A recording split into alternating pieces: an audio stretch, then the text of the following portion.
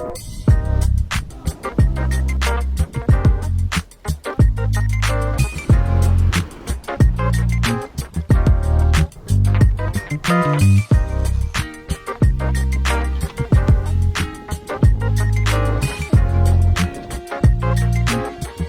there and welcome back.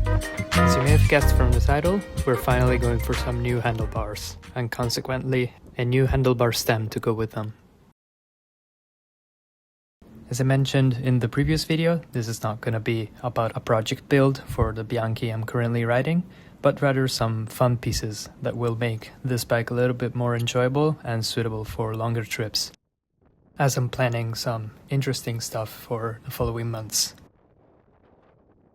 Speaking about the previous video, I really want to express my gratitude for the incredible engagement, all the views, the likes, and of course, the insightful and kind words in the comments.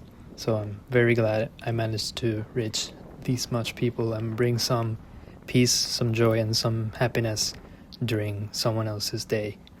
I always try my best to reply to everyone, and if I don't, just be sure that I read thoroughly every single comment. And with that video, we managed to reach a first milestone of this channel, 1000 subscribers. And to be honest, right now as I'm recording this voiceover, we have almost capped the 2000s. So I'm even more grateful. Thank you all for sticking around. I will always try to deliver the best content I can, even when I will not be in Japan and all you will be seeing is Italian countryside and similar. I'm just kidding.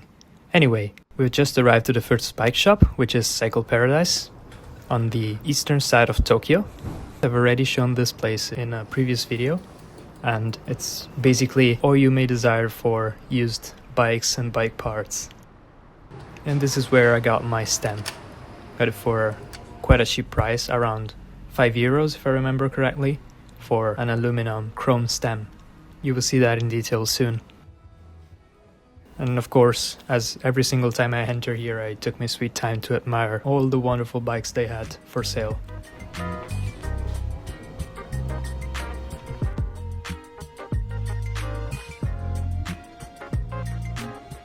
Also, shout out to the incredibly kind guy working at this place.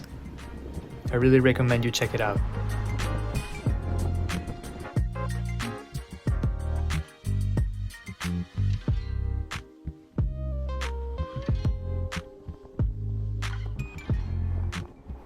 Fast forward to the following day, we're in Yoyogi. Of course, we're heading to Blue Log for the star of the video, the new handlebars.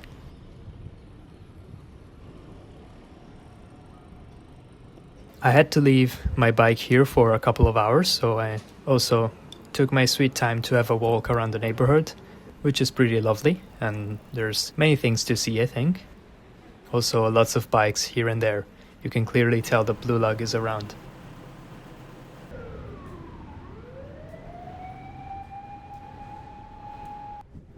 After a couple of hours, I went back to Blue Log, where Tara-chan had my bike ready to go, fully serviced and with the new handlebars mounted perfectly. Big shout out to my friend from Blue Log. Actually, he's currently on a 400 kilometers ride with its Ricci Logic, so best of luck to him.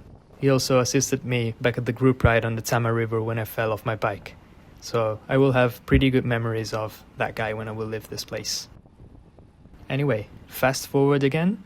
A test ride on the weekend, despite not the best of the weathers, to actually test the handlebars for a longer ride.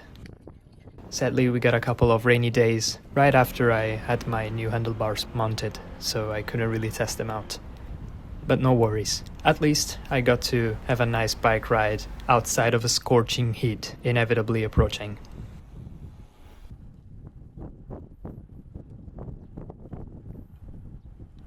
I have to say that the riding feeling has completely changed. Even the looks of the bike are completely different, and despite not being a conscious project on the Bianchi, it still fits the kind of bike it is so well, so I couldn't be happier.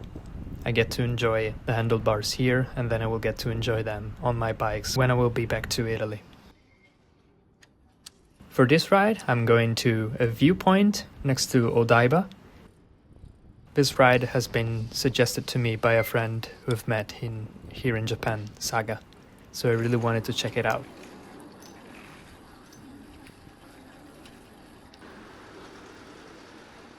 Sadly, you have to pass through an industrial area, which is not the best place to ride a bike in, but it's not too bad at the end of the day. At least, infrastructure is quite present here and there. I also stumbled upon this destroyed sidewalk barrier, and it reminded me of an old video by a colleague, let's say, Bikes, Bilks and Buildings, where he did talk about detours. I have nothing particular to say about detours in this case, but I just liked how Felix's video immediately popped into my mind once I saw the destroyed barrier. It was just a reminder to me about how close the bike community is on YouTube, and it was lovely to see how some other people's thoughts can be inspiring and stick to others. That's my case, at least. While going there, I also took a chance to observe a quieter part of Tokyo. Of course, no tourists whatsoever in this industrial area, but I think it has some cool snippets and corners.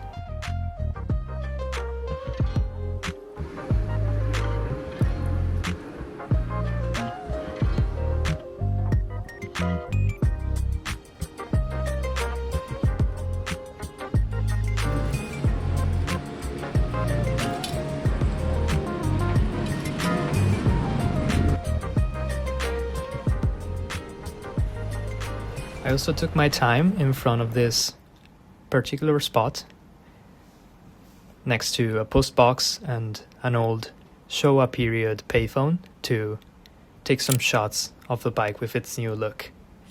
I have to say I'm really a fan of the design of these phone boxes and post boxes, so that was definitely a nice background to shoot at. It was extremely noisy because there was an helicopter landing pad right in front of those, but you won't be hearing this right now. Back on the saddle again, we have finally reached the tiny island of Wakasu, which is occupied for at least half of its surface by a golf course. And it's exactly around this golf course here on my right where we are riding this panoramic, walkable and cyclable route right next to the sea at my left. It was quite nice to find a place, even if it's right next to an industrial area with no cars and barely no people. Tokyo can be very lively and sometimes overwhelming.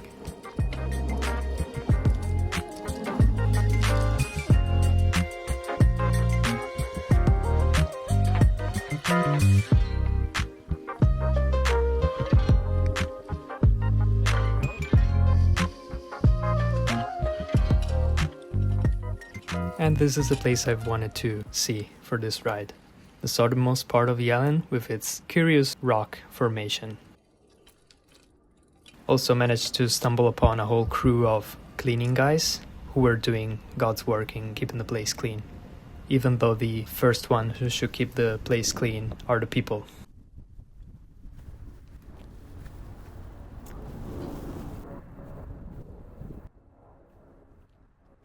Alright, let's get on with the bike check.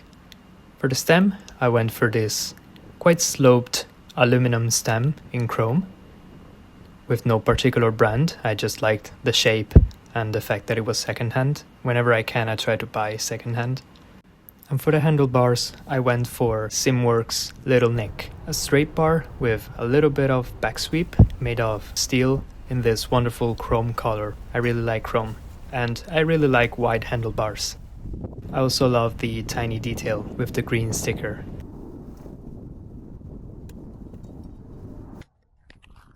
Time for some coffee. Of course, if it's outdoors, it's Aeropress. Today I'm using my faithful Timor Chestnut C5S, faithful grinder that has been with me for a couple of months now, a gift from my dear girlfriend, and a new single origin I got here in Tokyo. 414, a Brazil single origin by Filocofia.